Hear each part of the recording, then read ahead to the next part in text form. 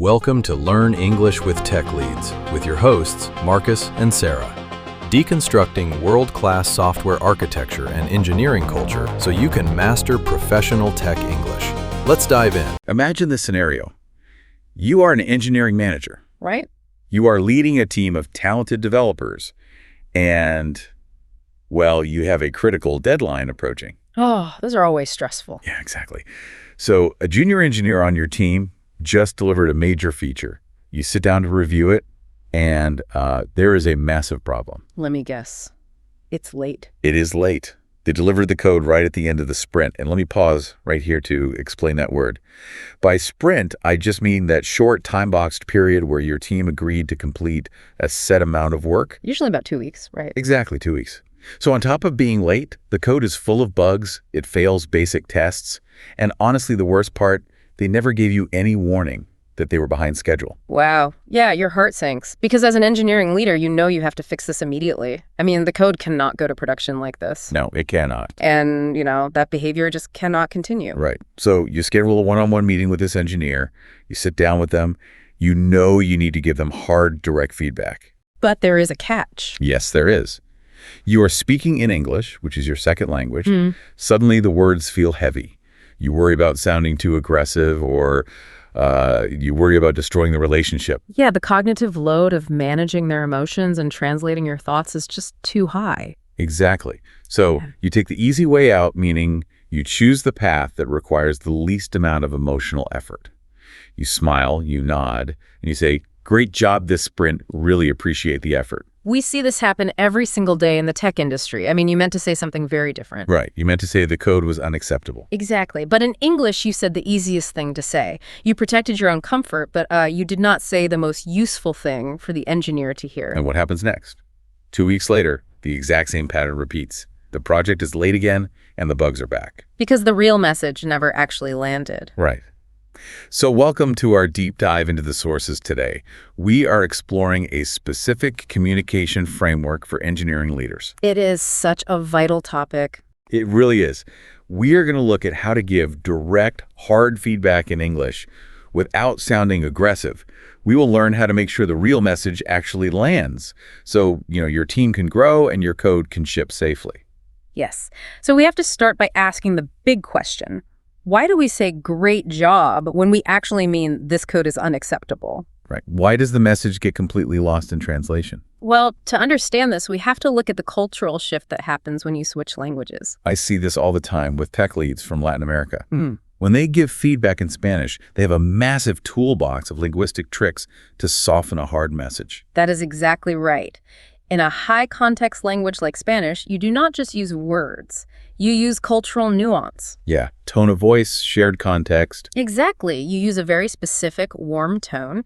You lean on a long, personal relationship. You can deliver a harsh critique, but you wrap it in warmth so the other person feels respected. Right, all of those subtle things cushion the criticism. But when you switch to English, especially in a fast-paced Silicon Valley environment, that nuance disappears. English is a very explicit, low-context language. And your vocabulary in a second language is naturally more limited. Exactly. The cultural gap is huge. And because you lose that natural Spanish nuance, you panic. Right. You try to compensate. You over-saucen your English. Yes, you start using overly polite words. You keep adding soft phrases until the specific behavior that needs to change gets completely buried. It gets buried under layers of politeness. Like in our scenario earlier. Yes, exactly. Go back to our scenario. The engineer shipped late with bugs without ever flagging that they were behind. I want to pause really quickly to teach that word, flagging, because the source text says without ever flagging that they were behind. Right. That is a key term. To flag something means to report a problem or bring attention to an issue. Perfect. So they did not raise their hand to flag the problem. They just stayed quiet. Yes. And because you, the manager, over-soften the feedback, the engineer never learns to flag it in the future. They think everything is fine. Wow. Yeah. There is a famous framework for this, created by author Kim Scott. She gives a perfect name to this management failure. She calls it ruinous empathy. Ruinous empathy. That is a heavy concept. Let's break that down for the listener. It means you care deeply about the person on your team. You want them to succeed. But because you care, you actively avoid challenging them directly. You mistake kindness for omission. Exactly. You think that leaving out the bad news is the kind thing to do. You think you are saving their feelings, but in reality, you are ruining their chances of improving. This reminds me of a common trap in software development. You end up sugarcoating the feedback, meaning you make the bad news sound much better than it actually is. That is a great way to put it. The result: the developer thinks everything is fine, and the problem repeats next sprint. It feels a lot like ignoring compiler warnings. Oh, I like that comparison. Yet, you know the feeling. You run the code, and you see a few small yellow warnings on the screen. But you turn a blind eye, meaning you pretend they do not exist just because the code still runs. Right. You think you are saving time. But eventually, those ignored warnings compound into a massive system crash in production. When you sugarcoat feedback, you are just ignoring the compiler warnings of your team. The crash is inevitable. The developer leaves the meeting with false confidence. Exactly. But ruinous empathy is just one side of the coin. The source material notes the other destructive habit. Right. What is the opposite mistake? It happens when we get frustrated. The mistake is criticizing the personality instead of criticizing the behavior. This is a huge distinction to make. We need to look at the difference between who someone is and what someone does. Exactly. Imagine you are reviewing that bad code, you lose your patience, and you say, "You are careless." Wow. That is an attack on who the person is. It attacks their core identity. And when you attack someone's identity, their brain immediately goes into a defensive mode. They stop listening. So what should you say instead? Compare "you are careless" to this statement. The last 3 PRs missed the deadline. Let me jump in really quickly to explicitly define that acronym. When we say PRs, we are talking about pull requests. Right. A pull request is simply the request a developer makes to merge their new code into a main project. So saying the last 3 pull requests missed the deadline is entirely different. Completely different. The first statement is a judgment. The second statement describes a specific action in the real world. A developer cannot easily fix being careless, Right. but they can absolutely fix how they manage the deadline for their next PR. So if oversoftening the message is the disease, radical candor is the cure, how do we hold 2 things at once that in English sound like opposites? You mean caring personally and challenging directly? Yes, exactly. We have a practical 4-step framework to walk through. Let's look at step 1. Step 1 is to anchor personal care. Right. You have to establish that you are on their side. The expert advice here is to state that you care before the criticism, but you must do it in only one single sentence. Yes, just one sentence. For example, the source quote is, "I want you to grow here, so I'm going to be direct." Okay, I have to push back on that a little bit. Wait, just one sentence. Doesn't that sound a bit robotic or cold to the listener? It definitely feels that way. If I want to show I truly care, shouldn't I spend a few minutes explaining how much I value them first? It feels safer to talk for a long time. But if you use more than one sentence, it becomes an advance apology. An advance apology. Yes, you start sounding like you are deeply sorry for what you're about to say.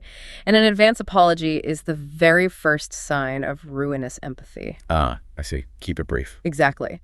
One sentence anchors the care without losing the strength of the message. "I want you to grow here, so I'm going to be direct." That makes a lot of sense. So you state your care clearly, and then you move to step 2. Step 2 is name the specific behavior. This is where you name verifiable facts, not a general pattern. Right. The comparison from the source is to say the last 3 PRs missed the deadline. That is a verifiable fact. Yes. You do not say you're always late. Yes, it's You're always late. That is an accusatory pattern. They can just deny it. Exactly. They will find one time they were early and use it to win the argument.